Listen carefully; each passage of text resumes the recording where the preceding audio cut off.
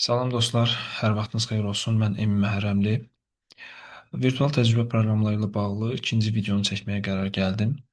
Buna səbəb birinci videodan sonra olan reaksiya idi. Açığı bu reaksiyanı mən gözləyirdim, çünki data analitikaya yeni başlayan yoldaşlar və ya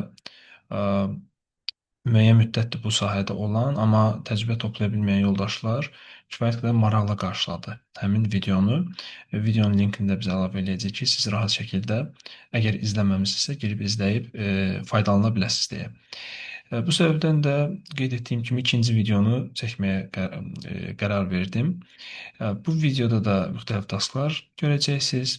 Həmçinin təcrübənizi zənginləşdirmək üçün fərqli ssenariləri işləmiş olacaqsınız.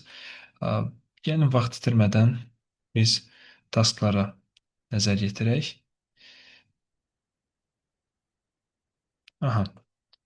Bir versəz, ilk videodakı kimi mən yenə də theforage.com saytındayam.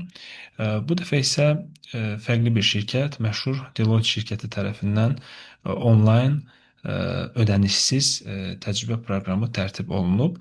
Burada taskların sayı 2-dir və sonda finish line sol tərəfdə görə bilərsiniz. Bu taskları mən cümlə-cümlə oxumayacağam. Yəni ümid edirəm siz özünüz oxuyub baxa biləcəksiniz. Sadəcə mən bir şey qeyd etmək istəyirəm ki, bu taskda Tablo BI aləti olan Tablo qeyd olunub. Yəni siz Tablo ilə bunu icra edə bilərsiniz. Əgər Tablo istifadə etmisinizsə, müəyyən təcrübəyə sahibsinizsə, əgər istifadə etməmisinizsə, bu taskı Power BI və ya digər BI alətlərindən də istifadə edib icra edə bilərsiniz. Həmçinin həmin taskın burada ardıcıllığı var, yəni necə etməlisiniz və taskı icra etmək üçün lazım olan fayl da burada qeyd olunub. Zip şəklindədir. Siz onu zipi endirirsiniz, sonra ekstrakt edirsiniz və faylı çıxarırsınız. Təbii ki, ardıcıl şəkildə hər biri də yuxarıda yazılıb. Yəni tasklar necə icra olunmalıdır və çox belə çətinlik çəkəcəyinizi açıq düşünmürəm. Hər bir halda hər hansı çətinliklər olarsa, mütləq şəkildə rəylərdə bildirə bilərsiniz və ilk videoda qeyd edildiyi kimi burada da task icra olunandan sonra faylı əlavə edirsiniz bura ki, təqdim etmək üçün. Daha sonra biz gəlin ikinci taska baxaq. İkinci taskın da açıqlaması buradadır. Burada bir qədər fərqli formatı biz görürük. Hər hansısa bir PDF faylı yoxdur, amma taskı bu hissədə yazıblar.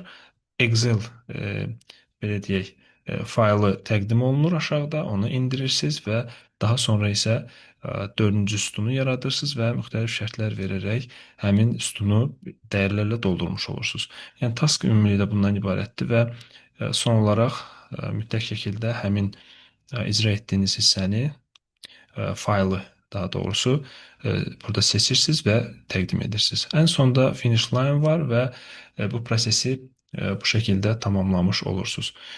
Dostlar, mən bu videolara davam etmək fikrindəyəm. Düşünürəm ki, sizlər üçün müəyyən mənada portfolio yığmanıza dəstək göstərə bilirik. Bu videoların sayəsində həmçinin müəyyən praktiki təcrübələr də qazanmış olursunuz. Bu səbəbdən bizi izləməyi unutmayın, videolarımızı bəyənin və daha çox insana çatması üçün rəylərdə də aktiv olmağınızı xahiş edirəm. Uğurlar.